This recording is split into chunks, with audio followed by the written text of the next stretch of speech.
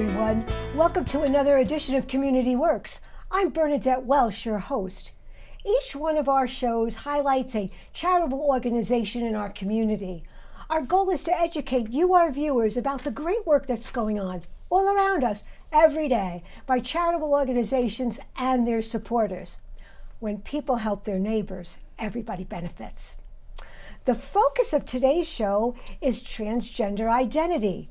This is a topic that has a lot of people confused, and we're going to fix it. We're going to talk about things that will help you understand how our amazing minds work.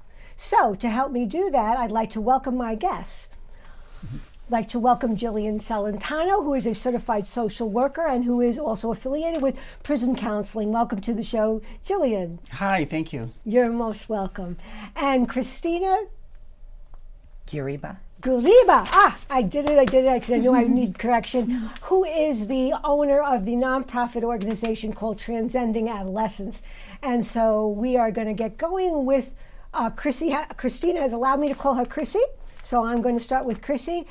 Please tell our viewers about the mission of your organization. Sure.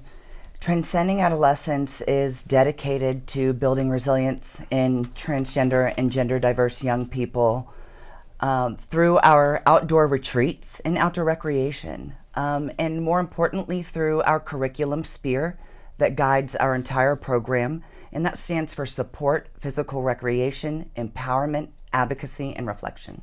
Wonderful. How about a little bit of a history? When did you get this all started, Chrissy? Sure. I started TA in 2019 and then was planning to have our first camp session in 2020, but oops, pandemic.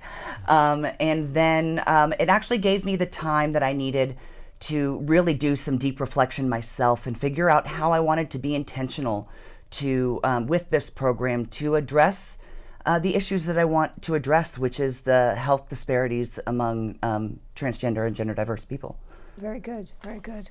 Okay, so could now we talk about the programs that you offer, but first I'd like to clear up the kids that come to your camps. How old are they, and what programs do you offer them there? Sure, our young people are 13 to 17. They're coming to us from all over the country. We have a beautiful partnership back home where I'm from with Queer Trans Project, who offers free flights to our participants, yes, to come from anywhere in the country. Because of the affirming social space that we provide and the submersive, transformative experience that these young people get, it is gender affirming care. And so their goal is to provide gender affirming care and increase access to gender affirming care. So that's what happens at the camps. They have some fun. They can be with people like themselves, feel good about themselves, and they learn things. Absolutely. When they're surrounded by a sea of people who are just like them, it is amazing how much you can see people grow and let go of just everything that keeps us contained. For sure. And I think we can all remember being 13 to 17 years old. It wasn't exactly the easiest time for anybody's life, because being an adolescent is really, really hard. And people just expect you to think that, oh, you're still a kid. Life is la-di-da. No, it's not. No, it's not. So thank you for explaining that. Okay, Jillian, I'm going to call you Jill because you said I could. Could you please tell our viewers the meaning of being transgender? What is the difference between a gender identity and our sexual orientation? Could you help us clear that up? Sure, absolutely. And that's a great question. I think a lot of people get confused, or think they're the same thing. So sexual orientation, or who you are attracted to, has absolutely nothing to do with your gender identity. So in other words, your gender identity doesn't determine who you are attracted to. Okay, so we hear LGBT. It's always kind of combined in one word. Well, LGB, lesbian, gay, bisexual, only refers to who you're attracted to, where the T has absolutely nothing to do with who you're attracted to. It's your gender identity. It's who you are, how you feel, how you identify. So they're very, very separate things. So gender identity is just how we feel about ourselves, as whether we feel feminine or masculine? Is that what that means? I mean, that's part of it because that's more expression. But, with identity, it's the feeling of more like, if we have to put a label on it, male, female, maybe you feel both, maybe you feel neither. There's a whole just scale or spectrum almost of gender identity, which people I don't think really realize. So yes, exactly. It's just where you feel you fall, I guess, on that scale. Excellent, excellent. Thank you very much for that. I think that's very, very, very important. Okay, Chrissy, we talked a little bit about how your camp helps young people to accept themselves. Why is this so important? Could you expand on that a little bit more? Sure. As a trans woman from Florida, I know what it is like to grow up in an environment that doesn't welcome you. And the long-term effects of that are endless. And, from mental disorders, just like BPD or anxiety and depression, to trauma, severe trauma experiences where we have to really do a lot of self-work to bring ourselves out of it. So the space that we provide for our young people gives them a safe place where they can be themselves and discover themselves without anybody telling them that it's wrong or that it should be or shouldn't be any type of way. And that goes a long way with young people when you just let them grow. For sure. And do they get to explore all different ideas and have a sounding board for their feelings where maybe in their home communities they didn't have that? So, hey, I'm thinking about this, I'm thinking about that, and not have to worry about being judged for their thoughts. I think that I know that the most beautiful part of our program is our campfire conversations. Each night we come together and a mental health professional leads the conversation, but it's not therapy. They just have the background, the knowledge to lead the conversation. And our young people actually guide the majority of the conversation. We present a topic such as anxiety and depression, and we open it up and say, let's talk about that. How do you deal with it? What's a healthy way to deal with it? We talk about relationships, healthy relationships with people, recognizing red flags, green flags, healthy relationships with food, healthy relationships with substances, because that's a common problem among this demographic. And so addressing all of these things, putting them out in the open in this confidential space, really we're able to catch them before they fall and give them a support system that I didn't have and that they may not have otherwise. You mentioned red flags and green flags. I don't think our audience quite might understand what you mean by that. Can you explain? Absolutely. I think that we all know what a red flag is in a relationship when we see, when we meet somebody, and let's say it's in the dating world, and somebody goes off on the waiter. Your date goes off on the waiter. That could be a red flag. Like they might have anger problems. That's something I can't deal with. And raising your self-awareness so that you know what your capacity is to be around and surround yourself with different things is very, very important. Very good. And then a green flag would be somebody doing something that you find pleasing and helpful and nurturing, and wow, I want to be that person's friend. Yes. Whereas the person who signals some abusive behavior, you would want to say, wow, I might get away from somebody like that. That's not healthy for me. Absolutely. And that is very common for LGBTQ young people to fall into abusive relationships because they're searching for love and self-love. Aren't we all? Yes. Yeah, aren't we all? Aren't we all? I have your, we talked about it at the beginning, the parts of the program, the principles. So we talked about the support, physical recreation. That's just getting out in nature and having fun, right? And not sitting in a classroom and being expected to learn things. Absolutely. So camp must be a lot of fun. Do you have like boating? Like when we went to camp, we had boating and, kumbaya songs and, all that arts and crafts stuff. Yes. Oh, that brings back memories. I love it. I love it. And the empowerment and the advocacy is, again, the self-awareness, feeling strong and good about yourself. I like that. And then reflection is just like that talking part, right? reflection is very, very important when you're doing self-work or when you're trying to when you're just trying to grow. I mean, in life, if we don't stop and pause and think about things and look back in hindsight, things could get lost, and we may lessons that we could have, should have learned, we don't learn. And so if we can take a moment, and in nature is my favorite way. Nature is very healing. The trees don't judge you. That's right. Nor do the leaves. No, they don't. Yeah, so we give that space to our campers to do that. Excellent. Okay, we're going to come more around to this because this is fascinating to me. But you've been so patient, Jillian, sitting there. You're such a good guest. Okay, now this is a very important question, and again, I'm asking questions that I think are going to help our viewers understand things that they simply don't. They just don't know. So, what can a person under the age of 18 do medically if they need to transition from one gender to another, and is parental consent needed? This is something that just confuses the daylights out of people. So could you address that, please? Absolutely, because this is right. This has been distorted so badly on just this whole thing of transitioning. Now, I do want to know I'm a therapist and a counselor, and I mainly work with transgender youth and young adults. So I'm very, very in tune with all this.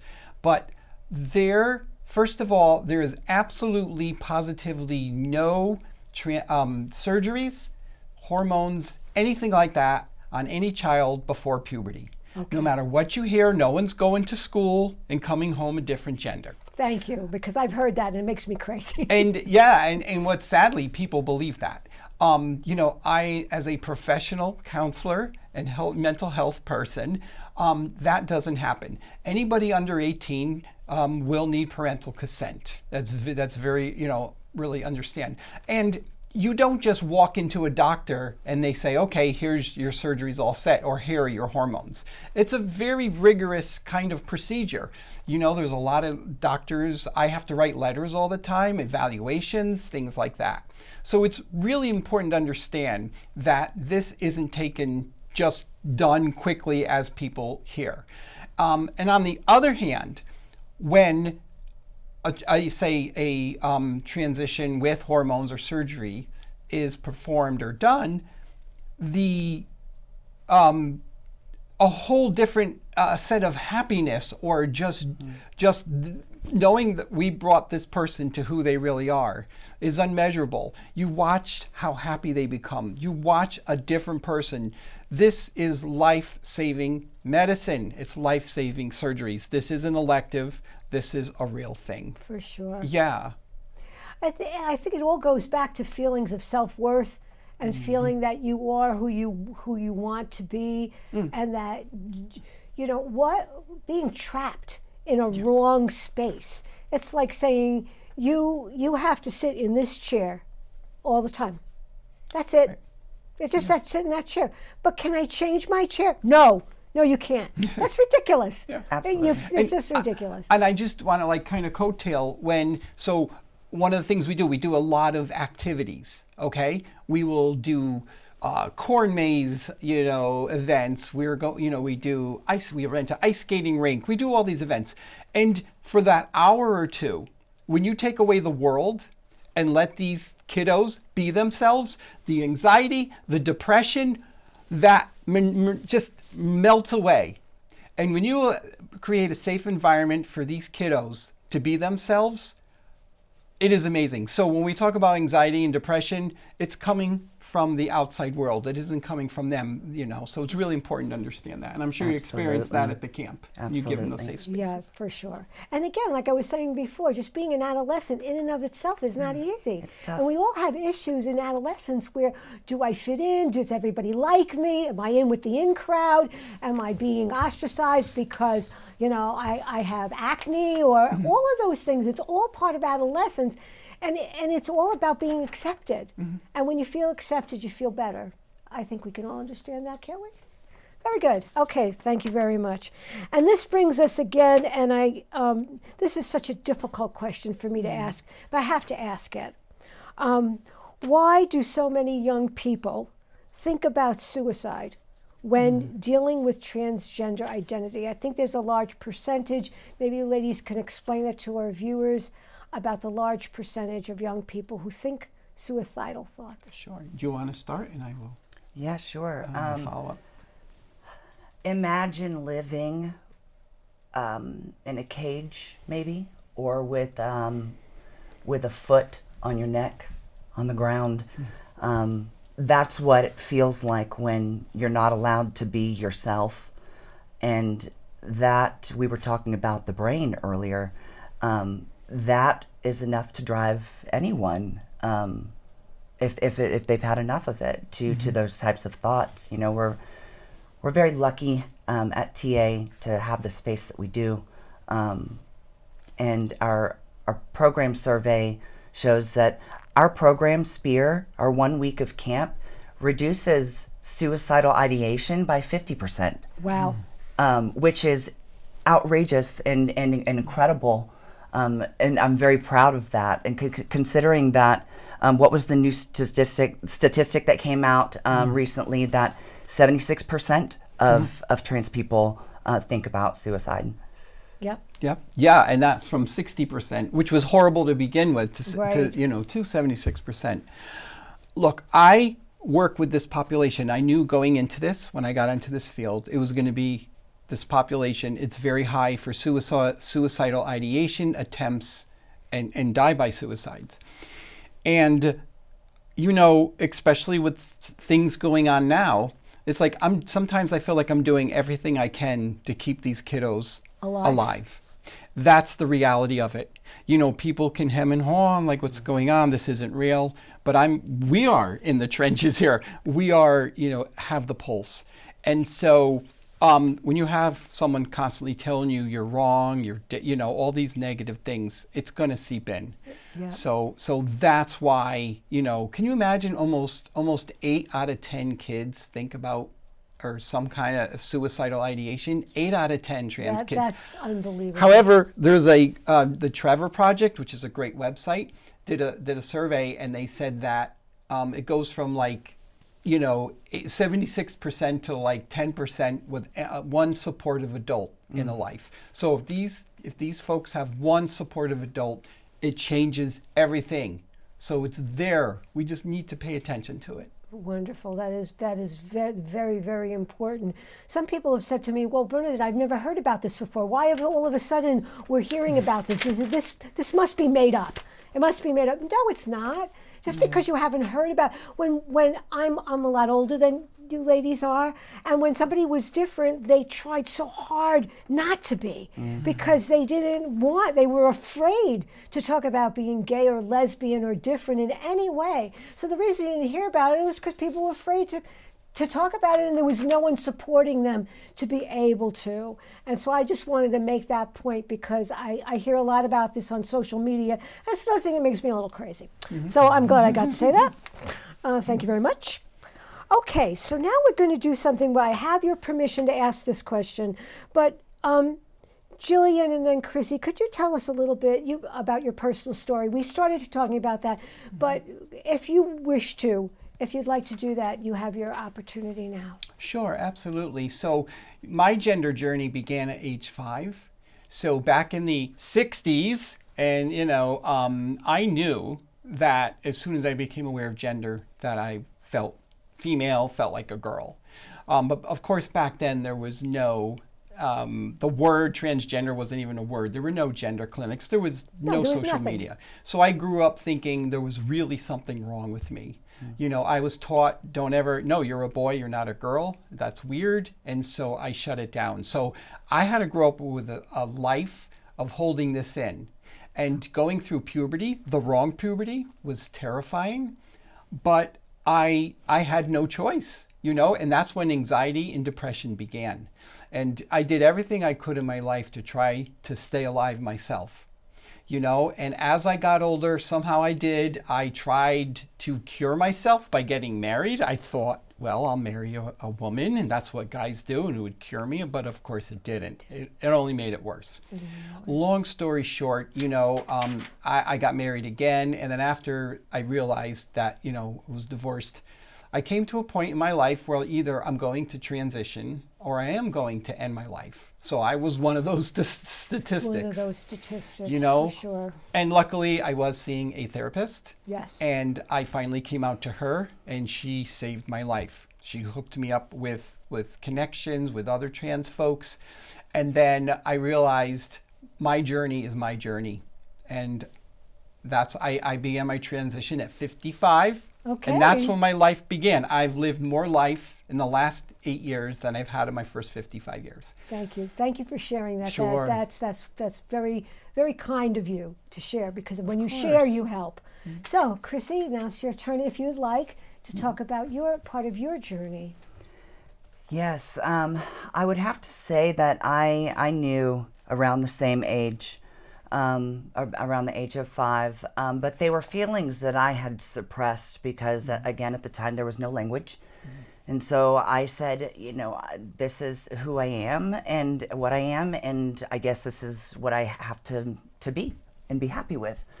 And some way, I found a way to do that through that, even though it wasn't what I wanted. But I was 18 years old, and I set foot into a gay bar for the first time and saw a drag show. And I saw a trans woman up there, and I turned to my best friend and I said, "You could never pay me enough money to get up there and do that." Well, now they pay me enough money. I've had a very successful drag career for almost over 20 years. Okay. I've traveled from Florida to Alaska as a drag entertainer. And it really opened the first time that I put drag on, it really opened my eyes, and I felt at home in my body. And my of mom, course, you look beautiful. Thank you so much. Thank you. Yes, so I just moved up to Connecticut from Florida. It's really, really rough down there, and with Transcending Adolescence doing such great things, it is really time for me to focus on me and keeping myself healthy and happy. I can't fight for young people and help them fight for themselves if I'm also fighting for myself. Absolutely. And so I'm here now. Self-love. Yes. Self-love. That's true. You really cannot take care of someone. You can't love somebody else if you don't love yourself. Very And true. that's just a truism. We all should know that, because that's why some people are so miserable, because they don't love themselves. Okay. Thank you very much. That was both very, very inspiring. Okay, Chrissy, you have the camp in North Carolina. Now, are you interested in starting a camp in Connecticut or in the Northeast? And what would you need in order to accomplish that? As the founder and as a trans woman from the South, it is extremely important for me to keep the retreat as accessible as possible to young people in the South. Not that everyone is not going through things all over the country, but I volunteered with another summer camp years ago, and it was just so far from home. It's difficult to get to, which is why we have such strategic partnerships like with Queer Trans Project. And for Connecticut, our plan is to start local programming. We want to take young people for hikes. We want to take them on retreats, transformative weekend retreats, learn backpacking skills, survival skills, teach them self-defense so they can feel strong and empowered. You know, it is amazing how confident you can feel if you just by knowing that you can take care of yourself.